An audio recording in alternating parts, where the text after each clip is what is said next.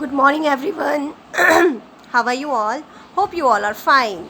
So, as you all know, according to your deleted syllabus, ठीक है, हमने पूरा का पूरा बायो जो है वो फिनिश कर दिया है. ठीक है, बायो में आपका चैप्टर 5 है, चैप्टर 6, चैप्टर 7 हमने नहीं किया था, और वो chapter 7 living diversity among living organism, वो चैप्टर आपका पूरा डिलीट हो चुका है. ठीक है, फिर बाकी आपके आते हैं लास्ट के 3 चैप्टर, दैट इज़ 13, 14 एंड 15. 13 हमने कर दिया है, 14 है आपका इम्प्रूवमेंट इन फूड रिसोर्सेज, 14 है आपका नेचुरल रिसोर्सेज, और 15 है improvement in food variety.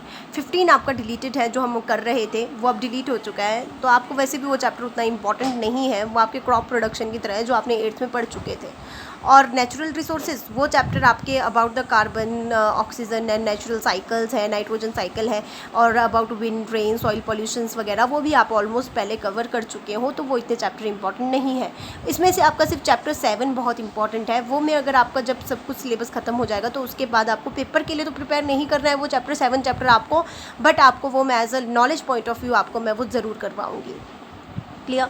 So but अब हम आपका बायो का पार्ट एज फिनिश के तौर पे देखेंगे, और अब हम आपका केमिस्ट्री स्टार्ट करेंगे. केमिस्ट्री में बच्चों आपके टोटल 4 चैप्टर है. Chapter 1 matter in our surrounding, chapter 2 is matter around us pure, chapter 3 atoms and molecules. ठीक है, एंड चैप्टर 3 एंड चैप्टर 4. तो ये टोटल आपके 4 चैप्टर्स हैं. तो इसमें से चैप्टर 1 जो मैटर इन अवर सराउंडिंग है, ये आपका डिलीट हो चुका है आपके सिलेबस से. ठीक है, ये चैप्टर डिलीट है, बट लेकिन ये चैप्टर अब आपको देखो फर्स्ट चैप्टर है, तो बच्चों को एटलीस्ट फर्स्ट चैप्टर तो पता होना ही चाहिए. तो इसमें आपने इसको पेपर पॉइंट ऑफ व्यू से लर्न नहीं करना है. चैप्टर 1 जो ये है केमिस्ट्री का, इसको आपने पेपर पॉइंट ऑफ व्यू से लर्न नहीं करना है. ठीक है, तो इसलिए पेपर पॉइंट ऑफ व्यू से लर्न नहीं करना, बट मैं आपको इसको एज ए इंट्रोडक्शन में आप लोगों को ये चैप्टर करवा रही हूँ. तो इसमें मैं ज़्यादा डिटेल में नहीं जाऊँगी, जो इंपॉर्टेंट चीज़ें इसमें वो मैं आप लोगों को बताऊँगी. सो सबसे पहले आपको ये पता होना चाहिए कि व्हाट इज़ मैटर. मैटर क्या होता है? एनीथिंग इन दिस अर्थ, ठीक है, विच ऑक्यूपाई स्पेस हैविंग मास. ठीक है, जिनका अपना मास होता है, ठीक है ना, और क्या है, अपना रेजिस्टेंस है, and can be felt by one और मोर ऑफ आवर सेंसेस. जो हमारे सेंस ऑर्गन्स के थ्रू क्या हो सकता है, फील हो सकता है, उस चीज़ को हम क्या कहते हैं, मैटर कहते हैं. उसको क्या कहते हैं, हम मैटर कहते हैं. ओके, तो मैटर क्या है हमारा? एनीथिंग, जो भी इस जगह पे कुछ भी है, चाहे पानी की एक बूंद है, रेत का एक सैंड है, कुछ भी पार्टिकल है, एयर, एवरीथिंग इज़ मैटर. जो थोड़ा सा स्पेस ऑक्यूपाई करता है, ठीक है, और जिसमें थोड़ा सा क्या है आपके पास स्पेस ऑक्यूपाई करेगा, मास होगा, उसको हम मैटर कहेंगे. मैटर की क्या प्रॉपर्टी रहती है? ठीक है, मैटर आपके किससे बने होते हैं? पार्टिकल से बने होते हैं. अभी चैप्टर 1 में हम पार्टिकल कहेंगे, चैप्टर 2 में हम मिक्सचर पढ़ेंगे, उससे चैप्टर 3 में हम पता चलेगा particles are they are what, atoms. कि सारे के सारे जितने भी मैटर होते हैं वो हमारे एटम से बनते हैं. So matters are made up of particle. Matters किससे बनते हैं? पार्टिकल से बनते हैं. And particle of matter are very small in size. जो पार्टिकल्स होते हैं मैटर के, वो कैसे होते हैं? बहुत ही स्मॉल साइज़ के, बहुत ही छोटे होते हैं, बहुत ही स्मॉल साइज़ के होते हैं. ठीक है, और इन जो पार्टिकल्स होते हैं मैटर के, इनके बीच में लार्ज स्पेसिस प्रेजेंट होता है. ठीक है, सो इसके ऊपर आपको क्वेश्चंस भी पूछे जाते थे कि वाई यू इजीली हम जो है वो एयर में अपने हैंड को मूव कर सकते हैं, बट हम सॉलिड ब्रिक से अपने हैंड को इजीली मूव नहीं कर सकते. क्यों? क्योंकि वो सॉलिड पार्टिकल है. एयर में पार्टिकल्स लूज है, उनके बीच में स्पेस बहुत ज़्यादा है. पानी में जब हम जाते हैं, पानी को ईजिली स्विम कर सकते हैं, पानी को ईजिली कट कर रहे हैं. क्यों? क्योंकि उसमें वैकेंट स्पेसेस बहुत ज़्यादा प्रेजेंट होती है. आपने एक गिलास लेना है जिसमें नॉर्मल वाटर फिल करना है, और एक गिलास लेना है जिसमें आपने चीनी डिजॉल्व करनी है. तो आप क्या देखोगे कि जब चीनी को डिजॉल्व कर दोगे पूरी तरह से, तो आप देखोगे कि दोनों के दोनों वाटर का लेवल इक्वल है. क्यों? क्योंकि चीनी ने क्या किया? चीनी ने पानी के लेवल को इंक्रीज नहीं किया. क्यों? क्योंकि चीनी आपके जो पानी में वैकेंट स्पेसेस प्रेजेंट है उसके बीच में अपने आप को ऑक्यूपाई करता है. So matter are what? Matter is क्या है? Anything in this universe which occupy space having mass is known as matter. ठीक है, जिसका अपना मास होता है, जो स्पेस को ऑक्यूपाई करता है. प्रॉपर्टी ऑफ मैटर क्या है? Matter is made up of particle. Matter किससे बनते हैं? पार्टिकल से बनते हैं. And particles of matter are very small in size. वो बहुत ही छोटे होते हैं. And between the particles of matter there is a lots of space are present. उनके बीच में बहुत सारा स्पेस प्रेजेंट होता है. ठीक है, and particles of metals are continuously moving. वो हमेशा मूव करते हैं. तभी आपने अगर अगरबत्ती, कैंडल जो अगरबत्ती होती है, वो अगर आप घर के एक कोने में जलाते हो तो वो चारों तरफ हर कोने में दिखाई देता है. वो हर कोने में उसकी सुगंध आती है। क्यों? क्योंकि पार्टिकल्स, मैटर्स के जो पार्टिकल होते हैं वो कॉन्टिन्यूसली मोशन में होते हैं। खाना बनाते हो किचन में, उसकी स्मेल, उसकी जो सुगंध होती है, फ्रेगरेंस सब जगह फैल जाती है। वो क्यों? क्योंकि कॉन्टिन्यूसली मूविंग में होते हैं particles. And particles of matter attract each other. Particles कैसे होते हैं? हमेशा अट्रैक्ट करते हैं। So these are 5 properties of matter. सबसे पहले मैटर क्या है? Matter anything in this universe which occupy space, और जिसका अपना मास होता है उसको मैटर कहते हैं। और प्रॉपर्टीज ऑफ मैटर क्या है? Matter is made up of particle, और particle of matter are very small in size. Between the particle of matter space present होता है। Particle of matter are continuously in motion, और moving में होते हैं। Particle of matter attract each other, वो attract करते हैं एक दूसरे को। Clear to you all? Okay, so इस चैप्टर का ये जस्ट मैं आप लोगों को क्या बता रही हूँ, जस्ट आपको थोड़ा सा इंट्रोडक्शन दे रही हूँ, ज़्यादा डिटेल में ये चैप्टर नहीं जाऊँगी। सेकंड इज इसमें स्टेट ऑफ मैटर आपको पता होना चाहिए। 3 स्टेट होते हैं मैटर के, सॉलिड, लिक्विड और गैस। इसको आप छोटी छोटी क्लासेस से पढ़ते हैं। सॉलिड का क्या होता है?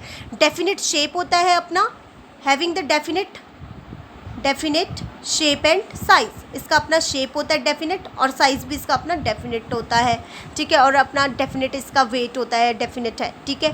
और इसको अगर इसको इस शेप को हम चेंज नहीं कर सकते हैं, ज़्यादा फोर्स लगाते हैं तो ये क्या कर देता है? ब्रेक हो जाता है, ठीक है।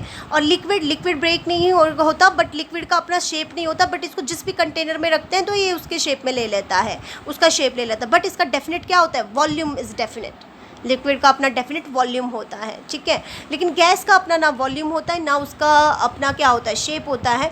बट उसको जिसमें भी फिल कर दो, वो पूरी तरह से उसको पूरे के पूरे वेसल को वो ऑक्यूपाई कर लेता है, क्योंकि इसका अपना कोई शेप नहीं है, ठीक है। और इसमें बट गैस में क्या होता है? Gas is the high compressibility. Gas के पास बहुत ज़्यादा हाई कंप्रेसिबिलिटी होती है, ठीक है। कंप्रेस किया जा सकता है, कंप्रेसिबिलिटी, हाई कंप्रेसिबिलिटी होती है गैस की। कंप्रेस करके, तभी तो हमें जो एलपीजी के सिलेंडर मिलते हैं घरों पे, उसको हम कहते हैं LPG, that is liquid petroleum gas. उसमें हमने क्या किया? गैस को लिक्विड में कन्वर्ट किया, उसको कंप्रेस करके उसको लिक्विड में कन्वर्ट किया है। Clear? So but along with this 3 स्टेटेस हमारे पास 2 मोर स्टेट है, that is 4th and 5th state of matter. 4th state is plasma and 5th state is BEC, that is Bose-Einstein condensate, ठीक है।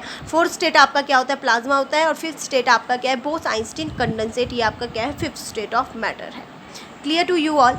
तो ये 2 new state है आपके, 4th state and 5th state. 4th state आपका क्या है? प्लाज्मा है। और 5th स्टेट आपका क्या है? बोस-आइंस्टीन कंडेंसेट है।